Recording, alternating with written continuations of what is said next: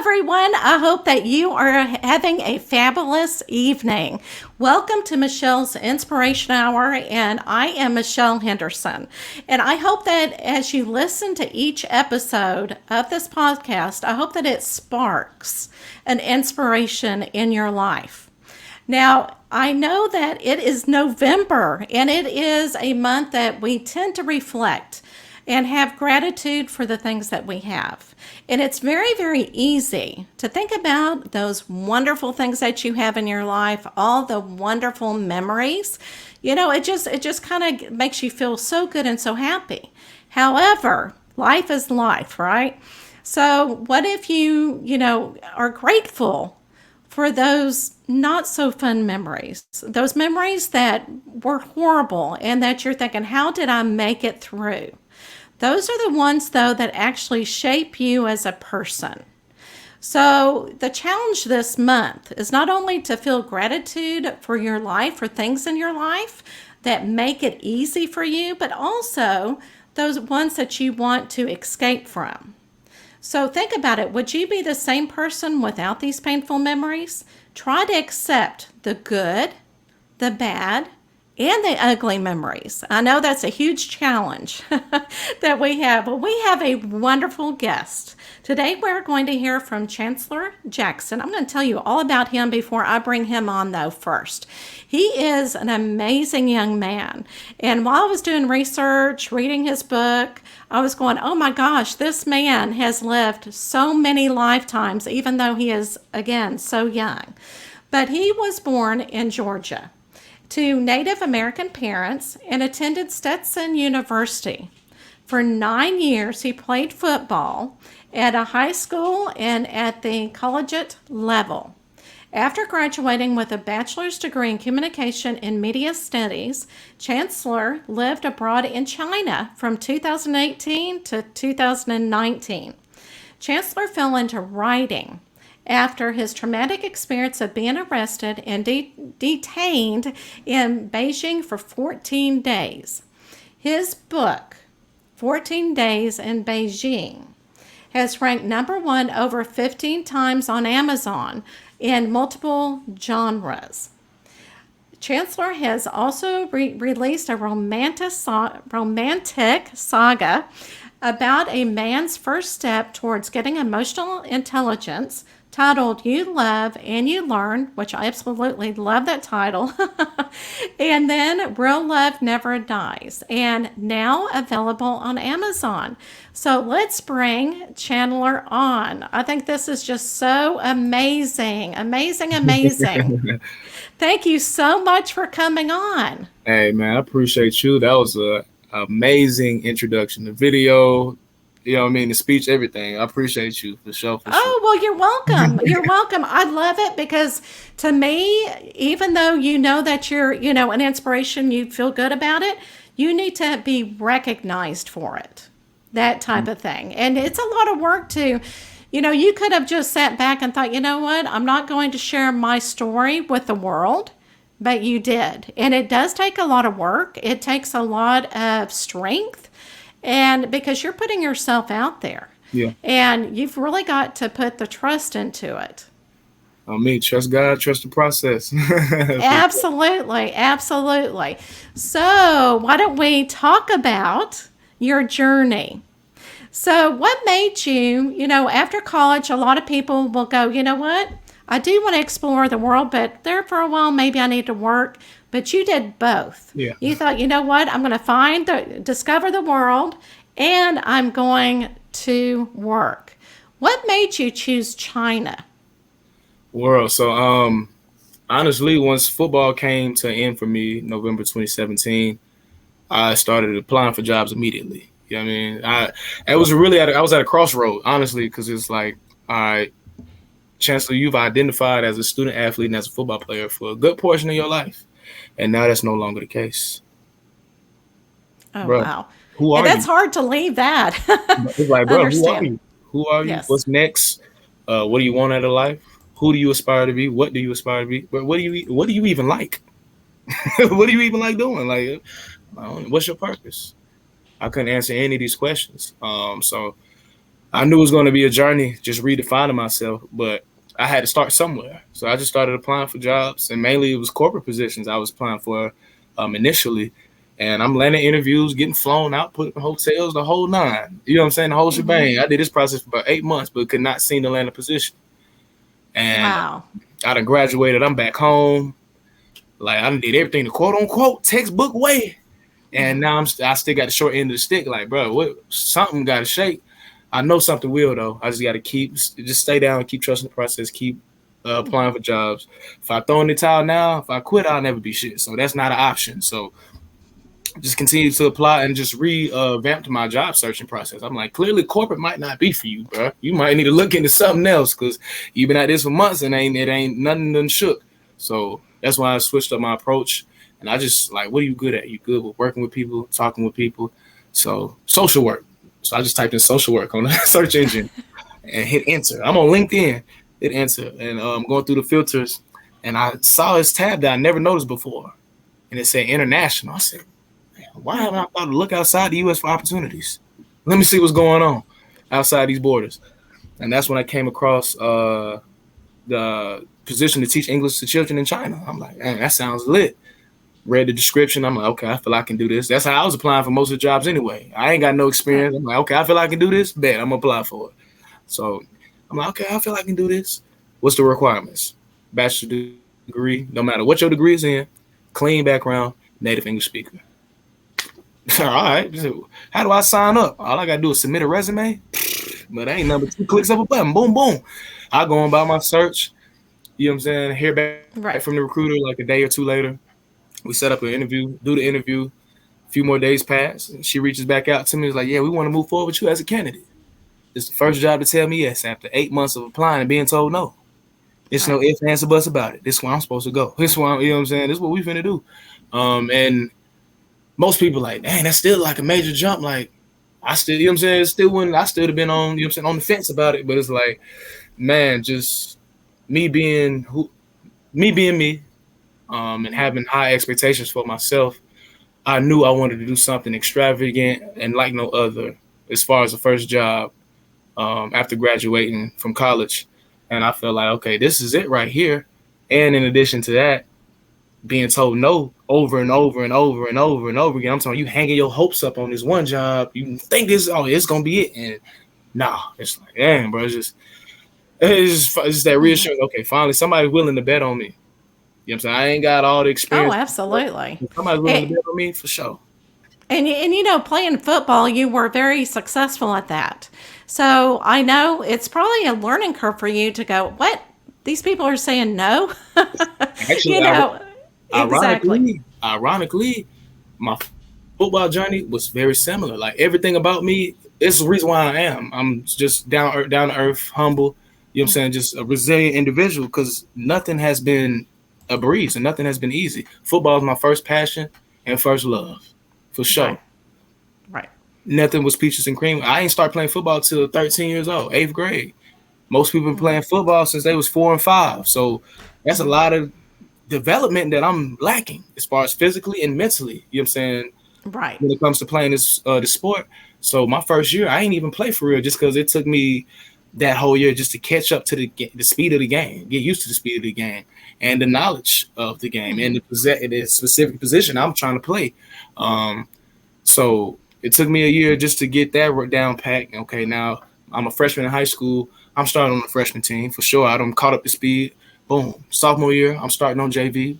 Boom. Junior year, I feel like I'm ready to play varsity. My coaches don't see that fit. They put me back on JV. Now, this is the first set of adversity. This is the second bit of adversity I face with this sport that I love and that I'm passionate about and I want to pursue to the fullest. So they trying to put me back on JV as a junior. And I'm like, I can't really play JV as a junior. Like, your junior year, this is the time you really need to go crazy and get all the film you can get so it can help prepare. It'll be great preparation for your senior year. But, hey, I got to trust the process. I can't transfer. If I quit, I'll never be shit. So that's not an option. That's true. Like, yes. Hey, yes. I got to stay down. And you know what I'm saying? I just got to grind. And that's exactly what I did. And I was going crazy on JV my junior year. I'm averaging 2-3 picks a game. Don't throw it back here. Throw it someplace else. Run the ball. Do something else. Don't throw it back here. Then they finally moved me up to varsity towards the end of the season. My first game on varsity as a junior, I pick out the number 2 quarterback in the nation. After that, stamp, sign, seal, deliver. All right, my boy, you official. You certified. We, you know what I'm saying? We could trust you on the field. Now, this is towards the end of junior year. Now we're going into senior year. They moved me to. I played in the secondary my whole career. So I started off at free safety, and then I moved down to strong safety. We ran a 30-stack defense, so I'm pretty much an outside linebacker, and I played that for 2 years. And now my last year, we want to move you to the island, put you at corner. Now this is all in the same position group, all 3 positions, but all of them, depending on the defense you're running, is different forms of development that you have to learn for this position specifically. So this pretty much was my whole career, just playing catch up. And then when I get up to speed, okay, something else changes. Now I gotta, but hey, I'm resilient. This is something I want to do. I'm passionate about it. It is what it is. Especially if I'm gonna play, hey, but I don't give a put me whatever. You know what I'm saying? And that is the most difficult thing, and that's so, like you said, you trusted the process, and after you graduated, you thought, you know what, I need a life. Yeah. So you decided to go to China, and you learned probably the biggest thing on life that anybody can learn. So, and I know it's really hard for you to think back and say, you know what, I should be grateful for, what I experienced, because you probably grew up a little bit there as well. So can you kind of tell people, you went there to be an English teacher, starting out brand new, you're thinking this is a brand new life, and then somebody starts knocking on your door. And I know we don't want to tell too much because they can always get your book and read it that way, but kind of explain, I know many years of football doesn't prepare you for what you went through. So just kind of summarize what exactly what happened when you heard that knock on the door. Yeah, so I entered China on October 10th, 2018. My contract is set for a year. So the next time I'm going to be leaving this place is October 10th, 2019. But halfway through, I only did 6 months because, I'm saying, halfway through, things hit the fan. But prior to getting locked up, I just want to touch on this. China was the best experience, hands down. Even including the incarceration, because that's only 14 days in comparison to 6 months. Right. Talking about 2 weeks versus the whole. That good outweigh that bad by a landslide. So overall, amazing experience. Truly, truly amazing. I encourage everybody to live abroad someplace else, especially live someplace that you've always been fond of. In the introduction to my book, I flash back to a table conversation I'm having with my family at breakfast. My mother asked my brother and I, what's 3 places in the world y'all want to go? China. Why China? That's where everything's made. That's the only logical reason. So it's like I already had interest of going to this land, and now that it is tested years later, oh yeah, this is going to be a journey. And it was. It was an absolutely great, great journey. People's amazing, best customer service I ever received, hands down. I enjoy working with the kids. Of course, kids are kids no matter where you go. Kids are kids. That's true. Out there, hey, kids are kids. But we had class lit, meeting other foreigners. The food was absolutely amazing. Nothing like the American Chinese food we have here. Nah, 2 completely different cuisines. But and then just expand, exploring Beijing. I'm from Atlanta, bro. I'm from Atlanta. Now I'm in a whole completely different world essentially. So it was just an adventure. Every day was an adventure. Then on April 4th, 2019, I'm finna get ready to head out to an event to meet friends and colleagues. And before I go, I'm like, hey, I'm a pregame. And for those that don't know what pregaming is, let's say you and a group of friends or family members, whoever, y'all was like, oh, we finna go out to the club and go out partying. We finna go out and have a good night. But before we go out, let's meet at so-and-so house first and let's turn up at their house. Then we gonna go out and have even more fun. So I was in the apartment by myself, pre-gaming, drinking some Chinese liquor, smoke some cannabis on my little silver pipe that I'm not too fond of despite it getting the job done. Get done, pre-gaming, getting dressed, hear a knock at the door, curious to see who it is, look through the peephole, and there stood 3 officers from the Beijing police. Instantly, heart sank to my stomach. I'm sick, like, oh Lord, what they doing here? Scramble, put everything up. They enter, and I open the door, they enter, question me about drugs. I'm from Atlanta. This is the city of finesse. You live by the finesse, you die by the finesse. So He asked me about drugs. I'm like, bro, I don't know what you talking about. Drugs? Nah, bro, you got me confused with somebody else. Passport? You might need to see my passport. So go grab my passport and other documentation, bring it to him to look over. Minutes pass. Another officer enters the apartment with something in his hand. And essentially, it's a drug test right there on the spot. And I was right then and there, I was like, oh, yeah, it's over with. So I do the drug test, fail the drug test, of course. Right. Right. At this point, Absolutely. like 8 people in the apartment. One of them speaks English fluently, and he's questioning me about failing the drug test, who I get the weed from, when's the last time I smoked. You know what I'm saying? They're just trying to see if he can get any information, additional information out of me. Now, like I said before, I'm from Atlanta, the city of finesse. Yes. Finesse, Yes. you die by the finesse. So me and him just going back and forth. I'm shooting shit with him. First thing that come to my mind, I'm just blurting out. It got to the point where I was catching myself lie, so I knew he was catching me lie. But I'm like, hey. Well, you're just trying to survive. You know what I'm saying? I mean, you're young, and anybody could have gone through the exact same experiences you have, you know, because you're young and you're experiencing life, you're having fun. And yeah, so I can understand that. And I did read that in your book, and I'm going, you know what? It's called survival. So I think whatever can go through your mind or whatever. But what is something, I know that you spent 14 days there, and I'm going to show the book so that everybody can, because I don't want to tell too much, you know, because they need to read the book, right? But that first one is 14 days in Beijing, and you pretty much go through each day. And what I did is I listened to it on audiobook, and I loved it because you were the one that was the narrator for it. And I could feel that emotion, you know, of everything that you talked about. And when somebody else would talk, you did great of changing your voice, kind of like in drama. And I'm thinking, oh my gosh, he has missed his calling. he should have been in drama or whatever. But yeah, so if people want to listen to you on that book, audio book, it really makes a huge difference. Yeah. So, and it really does, you know, explain quite a bit of what you went through. And I can't imagine being, you know, so young and wanting to conquer the world. So what is something that you really learned in your life experience going through this, you know, horrific experience? The main thing is to know that everybody faces adversity. We will all face adversity multiple times along our life journey. But just know that adversity introduces a man to himself or a woman to herself. Never let no hard time humble us. You know what I'm saying? Just double up. Take what you need to take away from this situation and grow.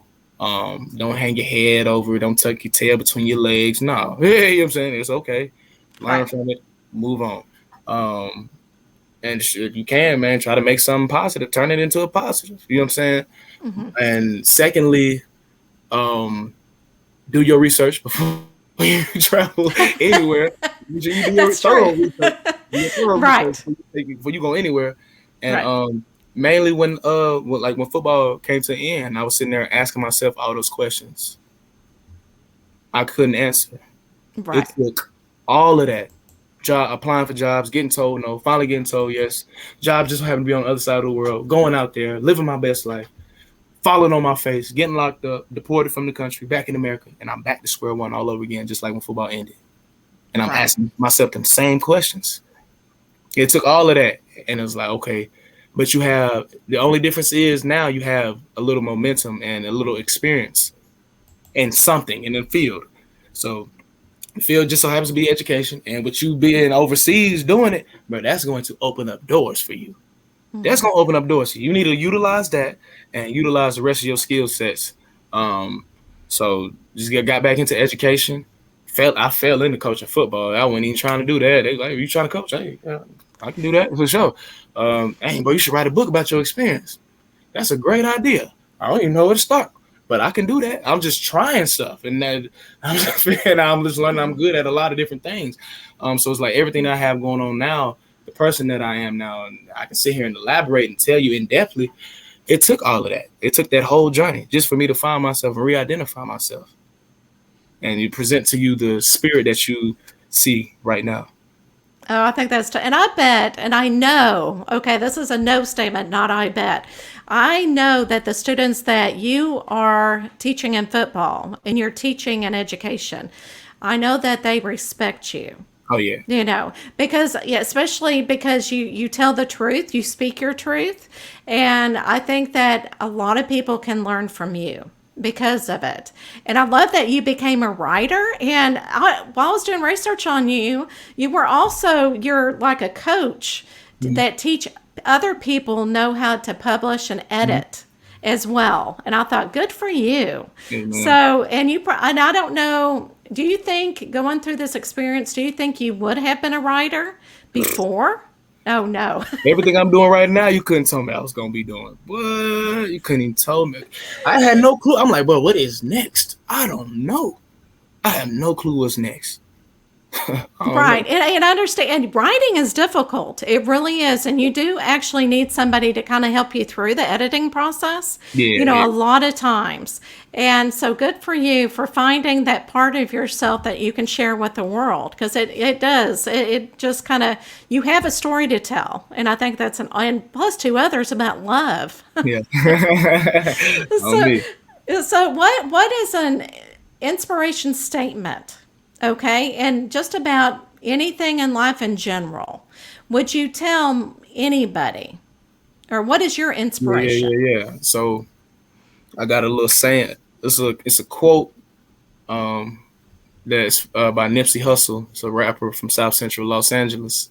But serial entrepreneur, all in all. Rapping and clothing is his bread and butter, but that man he had his hands dipped in a lot of different fields. But the quote goes, long-winded, running through this life like it was mine. Never settling, but setting every goal high. 1,000 burpees on the path to my own self-destruction or success. But what's a mistake without the lesson? You see, the best teacher in life is your own experience. And none of us know who we are until we fail. They say every person is defined by their reaction to any given situation. So who would you want to define you? Someone else? Or yourself? Whatever you choose to do, homie, give your heart to it and stay strong. I love it. Absolutely love it. The words from Chancellor. Awesome. Okay, are you ready for the last question of the day? Let's do it. All right, let's do it. Let's spin it. Awesome, awesome.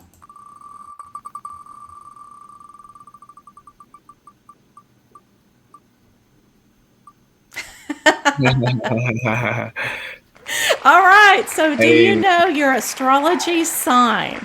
Sagittarius, Sag gang, let's go. I'm sorry, wait, let me remove this real quick. Say it one more time. Sagittarius, Oh, you are. Okay, so do you know much about the characteristics of being a Sagittarius? very blunt, outspoken, gonna keep it real with you. Natural born leaders. Um,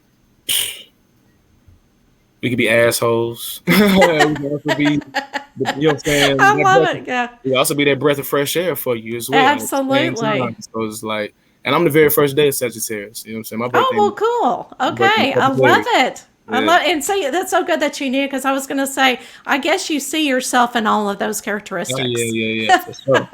For sure, true Sag. True and true. Okay, well, thank you so much for being on the program. I know that a lot of people will be touched and just at all with you. Again, thank you so much. I appreciate So you. stick around backstage because we'll have a little talk and I'll say goodbye in just a few minutes, okay? For So sure. hang in there. All right, so you heard it here first. Chandler is such an inspiration. And remember that this month is Gratitude Month, and think about all of the things that you had to go through and find the inspiration. So I hope that you have a wonderful week and get inspired and change the world and tell people your story.